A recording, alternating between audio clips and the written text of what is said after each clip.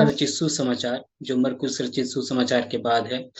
ये लूका रचित सुसमाचार अपने आप में ही बहुत अच्छा खासियतों से भरा हुआ किताब है या सुसमाचार है, जिसको कि हम देखने के लिए यदि जाएं तो इसको कुछ ऐसे पृष्ठभूमि में हम बांट बांट सकते हैं। अ, पहला इंट्रोडक्शन हम लोग इसका देखेंगे 1 से लेकर के 4 तक में। पहला है इंट्रोडक्शन, इसके बारे में, किताब के बारे में, कौन लिखा, किसको लिखा, इस तरह से थोड़ी सी जानकारी यहाँ पर हम लोग को मिलेगी। ठीक है।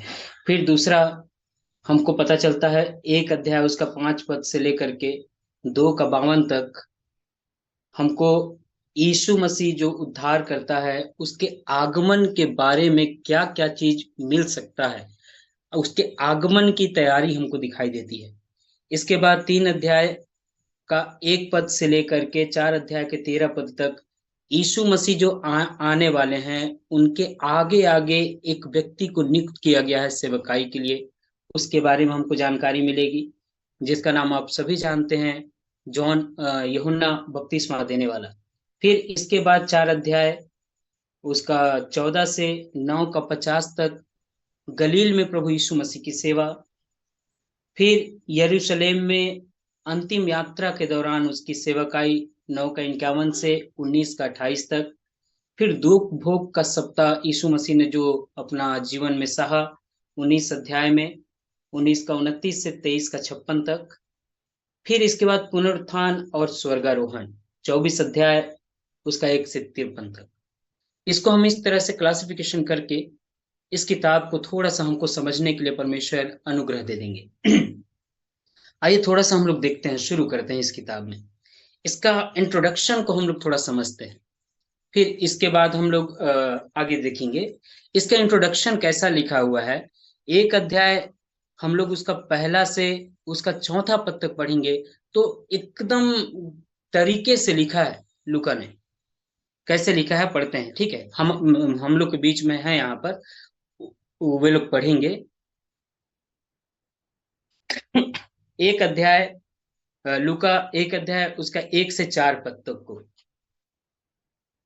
हाँ ध्यान से देखेंगे हम लोग, देखते हैं। हाँ। इसलिए कि बहुतों ने उन बातों का जो हमारे बीच में बीती है इतिहास लिखने में हाथ लगाया है। हाँ। जैसा कि उन्होंने जो पहले ही से इन बातों को देखने वाले और वचन के सेवक थे हम तक पहुंचाया। इसलिए हे श्रीमान थियोफिलुस, मुझे भी यह उचित मालूम हुआ कि उन सब बातों का संपूर्ण हाल आरंभ से ठीक ठीक जांच करके उन्हें तेरे तेरे लिए क्रमानुसार लिखूं, कि तू यह जान ले कि वे बातें जिनकी तूने शिक्षा पाई है कैसी अटल है। हाँ, वह बातें जिनकी तूने शिक्षा पाई है वो कैसी अटल है। देखिए ऊपर में लिखा है कुछ लोगों ने पहले ही लिखने के लिए अपना हाथ लगा चुका है, सबके लिए लिखा जा चुका है। फिर बोलता है दूसरे पद में कि पहले से ही देखने वालों ने वो जो वचन के सेवक थे हम तक पहुंचा चुका है, कुछ बातों को हम तक पहुंच चुका है। लेकिन फिर तीसरा पद को ध्यान दीजिएगा, हे श्रीमान थियोफिलुस, मुझे यह उचित मालूम हुआ कि उन सब बातों का संपूर्ण हाल आरंभ से ठीक ठीक जांच करके उन्हें तेरे लिए क्रमानुसार लिखूं, ताकि तू यह जान ले कि वे बातें जिनकी तूने शिक्षा पाई है कैसी अटल है। ये किताब लूका ने कई एक पीछे की किताबों को साथ में ध्यान में रखते हुए इसको लिखा। उसने बताया कि इतिहास लिखने में कई लोग जो वचन के सेवक रहे हैं अपना हाथ को बढ़ाए हैं, लेकिन फिर भी मुझे ऐसा आवश्यकता महसूस हुई कि मैं तेरे लिए उन बातों को एकदम ठीक ठीक लिखूं, क्रम से लिखूं, एकदम ऐसी बात को लिखूं कि तेरे को पता चले कि आप कैसी अटल शिक्षा जो पाए हैं वो कभी कैसा है, वो कभी टलेगा नहीं। इस बारे में बताने का एक बोझ पाया। किसको बता रहा है? एक थियोफिलुस नाम का एक व्यक्ति के बारे में। ये थियोफिलुस नाम का ये व्यक्ति बाइबल में उतना एक्टिव नहीं दिखाई देगा आपको और मुझे, ठीक है, ज्यादा एक्टिव नहीं दिखाई देगा। लेकिन इतिहासकारों का मानना है कि यह एक अन्य जाति से आया हुआ व्यक्ति है थियोफिलुस। और अन्य जाति लोग पुराने समय में परमेश्वर के वचनों को देखकर, लोगों के व्यवहार को देख करके कई लोग यीशु मसीह को या यहूदियों के परमेश्वर को अपना प्रभु मान करके उनके अनुसार अपना जीवन यापन कर रहे थे। उन्हीं में से एक कौन है? थियोफिलुस। ठीक, ये थियोफिलुस उन्हीं में से एक है। और ये छोटा मोटा व्यक्ति नहीं है, ये एकदम हाई रैंक का व्यक्ति है, रोमन अधिकारी है। ये अन्य जाति में से है लेकिन ऊंचे पोस्ट में रोमन अधिकारी है, जिसके बारे में जब लूका देखा कि ये थियोफिलुस हमारे प्रभु यीशु मसीह की तरफ अपना ध्यान लगा रहा है, समझने के लिए, उसको जानने के लिए चिंता करता है, तो क्या कर रहा है? इसके लिए ठीक ठीक क्रम से इस सुसमाचार को लिखकर, सही सही पुख्ता बातों को लिखकर इसके लिए वो दे रहे हैं, लूका दे रहे हैं। ठीक है, तो थियोफिलुस को ही क्यों लिखा गया और किसी को क्यों नहीं लिखा गया? ये लूका रचित सुसमाचार अपने आप में बहुत खासियतों से भरा है। मैंने शुरू में बताया, लूका रचित सुसमाचार को पढ़ने से पहले या इसके बारे में जानने के लिए हम लोग जो कोशिश कर रहे हैं, हमें एक बात जाननी होगी। इससे पहले हमने पढ़ा दो किताब, मरकुस रचित सुसमाचार और मती रचित सुसमाचार। मती रचित सुसमाचार यहूदी विश्वासियों के लिए लिखा हुआ था और मरकुस रचित सुसमाचार रोम के विश्वासियों के लिए लिखा हुआ था। लेकिन ये जो हम पढ़ रहे हैं लूका रचित सुसमाचार, ये लूका रचित सुसमाचार यहूदियों के लिए नहीं और रोमियों के लिए नहीं, वे लोग भी इससे अपना परमेश्वर को जान सकते हैं और अच्छे से इसमें परमेश्वर के बारे में उसकी खोजबीन कर सकते हैं। लेकिन इस किताब को लिखने के लिए लूका ने एक बोझ पाया। वो बोझ क्या पाया था मालूम?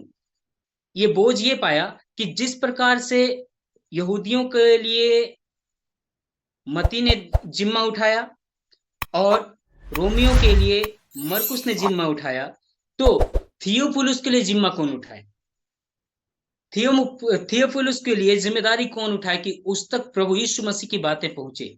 उस समय तक, लूका रचित सुसमाचार लिखे जाने तक, इस समय के जितने विश्वासी लोग हैं, थियोफिलुस, एक व्यक्ति का नाम है थियोफिलुस, और ये एक व्यक्ति पूरी कलीसिया का प्रतिनिधित्व कर रहा है। ये थियोफिलुस परमेश्वर में जन्म से परमेश्वर में नहीं है, ये थियोफिलुस जन्म से परमेश्वर में नहीं है, ये अन्य जाति का आया हुआ व्यक्ति है। तो इसको कहां तक पता था मालूम? परमेश्वर के बारे में कहां तक पता था? इसको कुछ चश्मदीद लोग जो यीशु मसीह को देखे थे, उनके बारे में कुछ कुछ बातें सुनकर, और कुछ संक्षिप्त में लिखा हुआ था, कुछ कुछ बातें लिखा हुआ इनके पास था, उन्हीं की जानकारी रखने वाले लोग थे इस समय में। तो लूका सोचा कि सबके पास तो अपना अपना सुसमाचार है, मती ने भी बता दिया यहूदियों को, रोमियो को मरकुस ने भी बता दिया, लेकिन हम अन्य जातियों के पास, जो हम अन्य जाति से आए हैं, जो अन्य जाति से जो विश्वासी लोग आए हैं, उनके पास केवल सुनी सुनाई और देखी तकाई बातें हैं। उनके पास एक क्रमबद्ध रीति से प्रभु यीशु मसीह के बारे में कोई भी पुख्ता सबूत नहीं है। क्रमबद्ध रीति से धर्म, ये मसीही धर्म क्या कहता है या मसीह यीशु क्या कहते हैं, उस बारे में हम जो अन्य जाति से आए हुए लोग हैं, विश्वासी हैं, उनको पता नहीं है। तो उनके बारे में लिखने के लिए लूका अपने जीवन को समर्पित किया। और कैसे लिखता है? यहाँ पर तीसरा पद में हमने पढ़ा, क्या लिखा है कि ठीक ठीक जांच करके तेरे लिए क्रमानुसार लिखूं। तो ये बातें थियोफिलुस को क्रमानुसार दिया जा रहा है। क्रमानुसार कहने का मतलब यह है कि यीशु के जन्म से लेकर के मृत्यु तक की बातों को एकदम ठीक ठीक पता करके, जांच के, एकदम सबूत के साथ लूका लिख करके थियोफिलुस को दे रहा है। और थियोफिलुस है कौन? थियोफिलुस है कौन? अन्य जाति का आया हुआ व्यक्ति है, अन्य जाति विश्वासी है। और अन्य जाति के तरफ से आए हुए विश्वासी जो प्रभु को नहीं जानते थे, अचानक प्रभु यीशु मसीह के वचन को सुने, किसी दास के द्वारा, किसी के द्वारा, या चमत्कार अपने जीवन में देखा, और जो लोग यीशु पर विश्वास किए, उनका प्रतिनिधित्व कर रहा है यहाँ पर थियोफिलुस। और वो कैसा व्यक्ति है, इसके नाम का अर्थ क्या है? थियोफिलुस नाम का अर्थ होता है परमेश्वर का मित्र या परमेश्वर से प्रेम करने वाला। तो एक शिक्षा यहाँ पर हमारे लिए लिखा मिलता है लूका के द्वारा कि जिस प्रकार थियोफिलुस अन्य जाति का है लेकिन उसके नाम का अर्थ है परमेश्वर से प्रेम रखने वाला या परमेश्वर का मित्र, तो जो परमेश्वर से प्रेम रखेगा या जो परमेश्वर को अपना मित्र समझते हैं वे लोग प्रभु यीशु मसीह के बारे में क्रमानुसार जानकारी रखें। ये लूका थियोफिलुस को दे दिया। ठीक, ये इस चीज को, इस सुसमाचार को लिखकर अच्छे से क्रमबद्ध तरीके से लिखकर दे दिया कि तूने जो शिक्षा पाई है कैसी अटल है। ठीक, ये इसको हम लोगों ने देख लिया। अब थोड़ा सा लूका के बारे में देखते हैं। लूका इतना बेचैन काहे के लिए है? मैं पहले ही बताया आपको कि लूका परमेश्वर को अन्य जाति में से जानता है। लूका हो सकता है, कौन हो सकता है? 12 अध्याय जरा निकालिएगा यूहन्ना रचित सुसमाचार, और उसका हम लोग एक वचन को देखेंगे, 20 पद।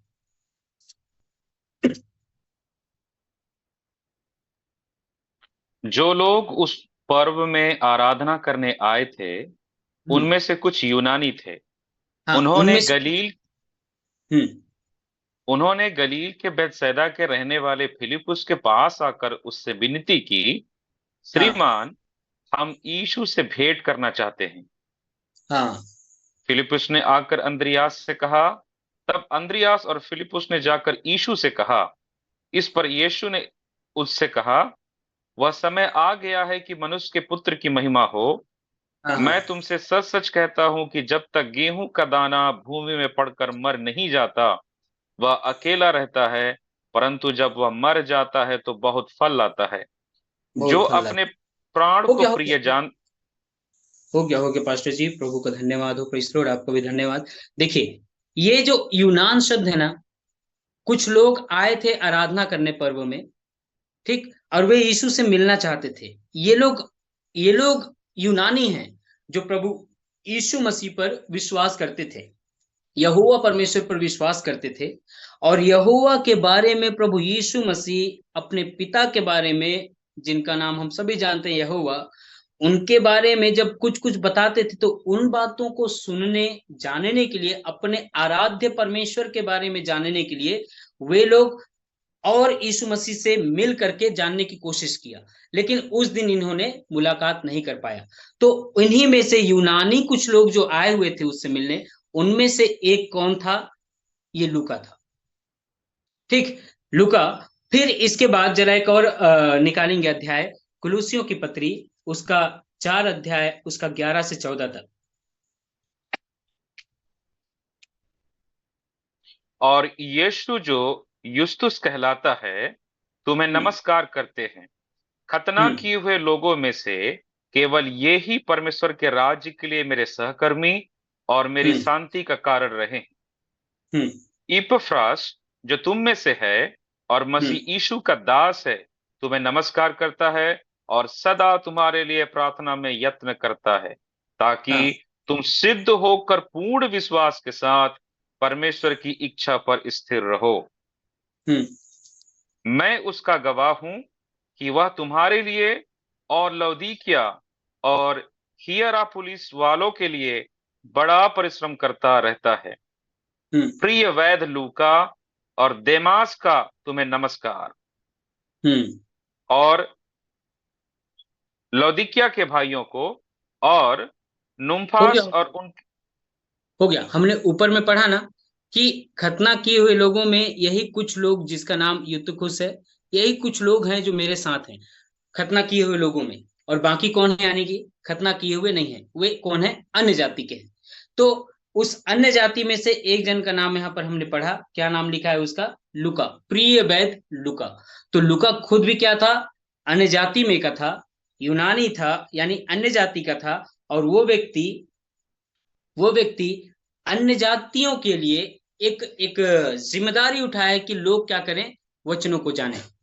ठीक, इसीलिए लूका जब इस लूका रचित सुसमाचार को लिखा तो इसमें खास बात उसने क्या क्या चीज दर्शाया है पता है?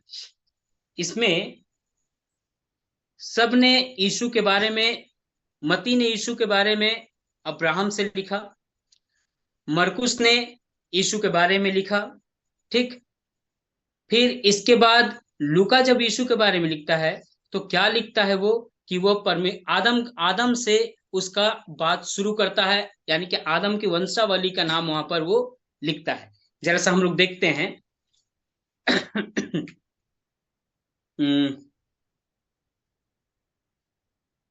इसी का 3रा अध्याय, उसका 38 पद।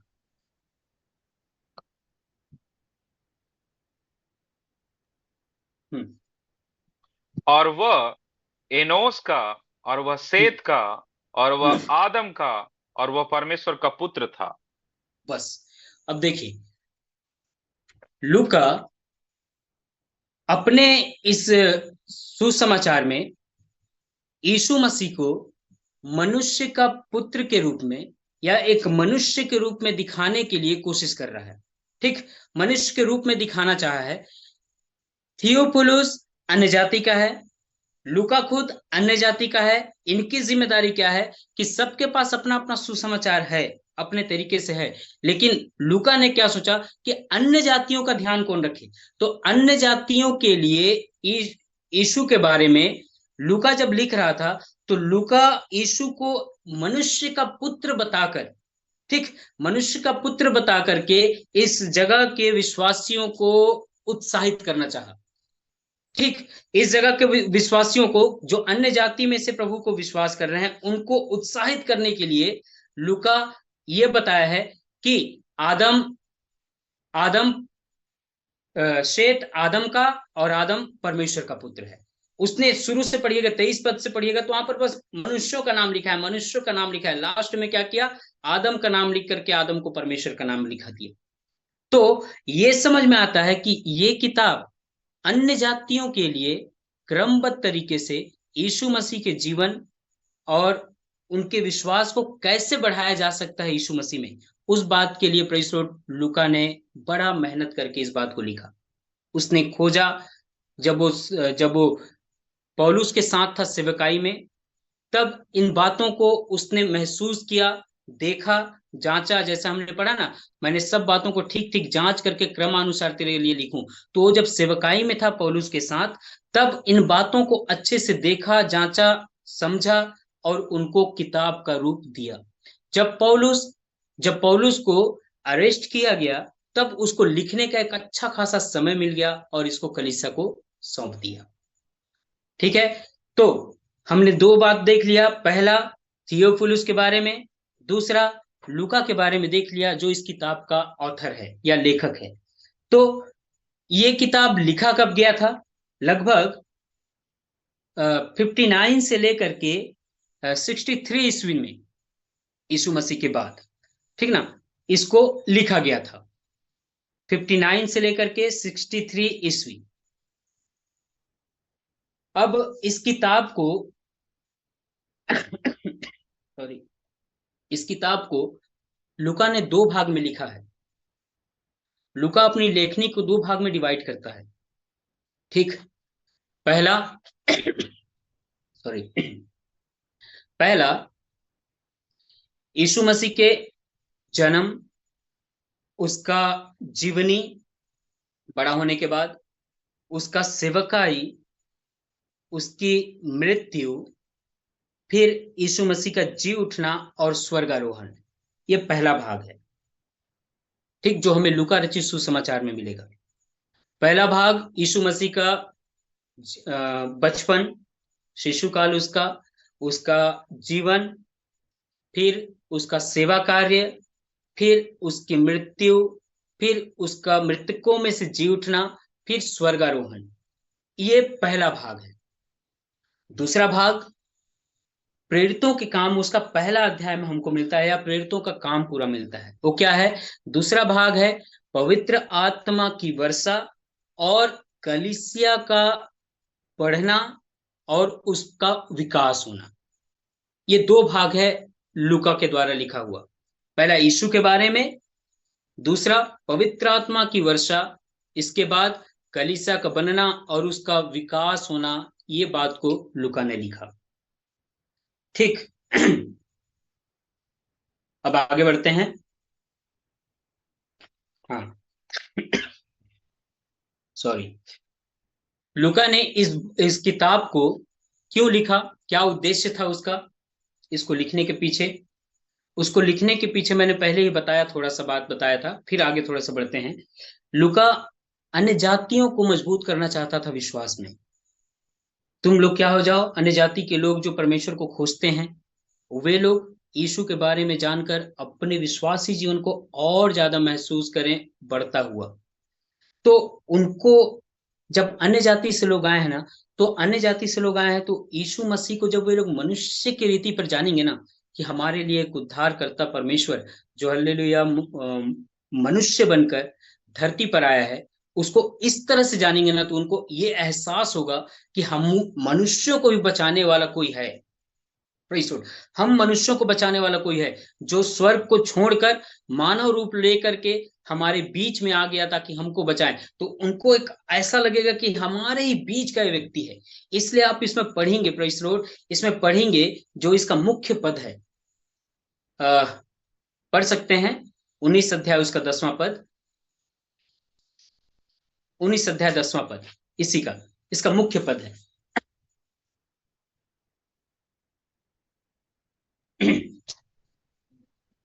क्योंकि मनुष्य का पुत्र खोए हुओं को ढूंढने और उनका उद्धार करने आया है। हाँ, क्योंकि मनुष्य का पुत्र खोए हुओं को ढूंढने और उनका उद्धार करने आया है। देखिए, ये इस किताब का मुख्य पद है, मनुष्य का पुत्र खोए हुओं को ढूंढने। शब्दों को ध्यान दीजिए, मनुष्य का पुत्र, परमेश्वर का पुत्र नहीं लिखा। परमेश्वर का पुत्र मनुष्य बनकर मनुष्यों को खोजने आया है।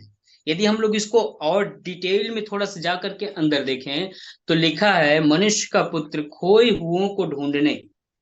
ठीक, जो खो गए हैं। खोने का मतलब क्या होता है? यहाँ पर नॉर्मली शब्द लिखा है खोने का, लेकिन उसको हम लोग यदि हम लोग इसके अर्थों में देखें, इब्रानी अर्थों में देखें, तो इसका मतलब होता है, खोने का अर्थ होता है एपोलिमी, जिसका मतलब है नष्ट नश्वर की ओर बढ़ने वाले लोग।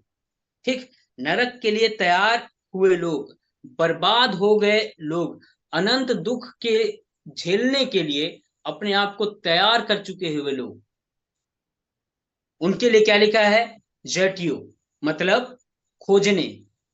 परमेश्वर उनको क्या करने आया है? जो नरक के लिए तैयार हो गए हैं, जो नष्ट होने के लिए तैयार हो गए हैं, उनको परमेश्वर खोजने आया है। खोजने कैसे? इसके इब्रानी अर्थ में लिखा है जेटियो। ठीक, इसका मतलब क्या होता है? उनके विषय में सोच विचार करना। ठीक, उनके विषय में सोच विचार करना, तर्क करना। फिर जब उनको समझ में आ गया, तो व्यक्ति क्या करेगा? आगे बढ़ेगा और उसको निकालेगा बाहर। जब यीशु जक्कई के बारे में ये बोलता है कि मनुष्य का पुत्र खोए हुओं को ढूंढने आया है, खोए हुए लोगों को बचाने आया है। ठीक, तो इसका मतलब क्या था? जक्कई नरक के लिए तैयार हो चुका व्यक्ति था। जक्कई अनंत दुख भोगने के लिए तैयार हो चुका हुआ व्यक्ति था।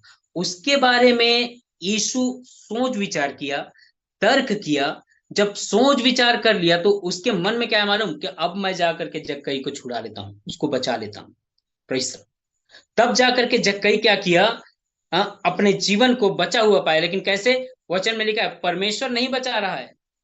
परमेश्वर के एक वहां पर अलंकारिक भाषा दिया गया है, क्या? मनुष्य का पुत्र खोए हुए को बचाने आया है। मनुष्य का पुत्र यानी जक्कई को बचाने के लिए उसी के समान एक व्यक्ति जो स्वर्ग को छोड़कर आज जक्कई को आया है कि तू बचाया जाए। Praise the Lord. तो जक्कई को बचाने के लिए वो मनुष्य बनकर बचाने जब आए, इसका मतलब यह है कि पूरे मनुष्य जाति को बचाने के लिए परमेश्वर यही काम करते हैं कि जो व्यक्ति नरक के लिए तैयार हो गए हैं, उनको परमेश्वर खोज कर निकालेगा और उनको सुरक्षा प्रदान करेगा। ठीक, पहला इसका मुख्य पद हमने देख लिया। अब लूका इसमें किन किन भागों को दिखाया है।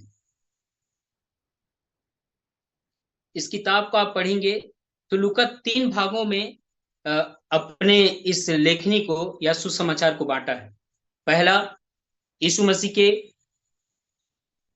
शैशव काल को, यानी कि जब यीशु मसीह बच्चा थे तब को। दूसरा, यीशु मसीह की गलील की सेवकाई को, गलील और उसके आसपास के एरिया के सेवकाई को। तीसरा, यीशु मसीह के अंतिम यात्रा में जो जो सेवकाई यीशु ने किया उन बातों को। 3 भागों में सेवकाई को लूका ने बांटा है। पहला, यीशु मसीह के बारे में, उसके बच्चा जब था, बड़ा हुआ तब तक को। दूसरा, जब सेवकाई में आया तब, ठीक, सेवकाई में गलील के आसपास में जो उसने चिन्ह चमत्कार आश्चर्य कर्म किए, इनके बारे में हमको वर्णन मिलता है।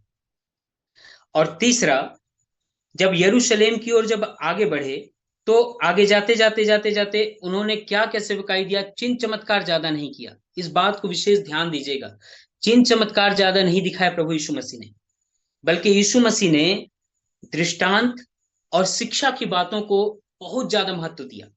जब सेवकाई की शुरुआत में थे तो यीशु मसीह चिन्ह चमत्कार आश्चर्य कर्म ये सारी बातें को बहुत किया उसने गलील और उसके आसपास के इलाकों में। लेकिन जैसे ही यरूशलेम की यात्रा में वे आगे बढ़े, जैसे ही आगे बढ़े, अपने अंतिम सेवकाई को करने के लिए यरूशलेम में जब आगे बढ़े तो उन्होंने चिन्ह चमत्कार को उतना महत्व नहीं दिया, उन्होंने शिक्षा और दृष्टांत की बातों को ज्यादा महत्व दिया, ताकि लोग क्या करें, परमेश्वर के वचनों को देखते हुए सीखते हुए आगे बढ़ें। इन बातों को हम लोग थोड़ा थोड़ा देखते हैं, जरा निकालेंगे। एक अध्याय इसी का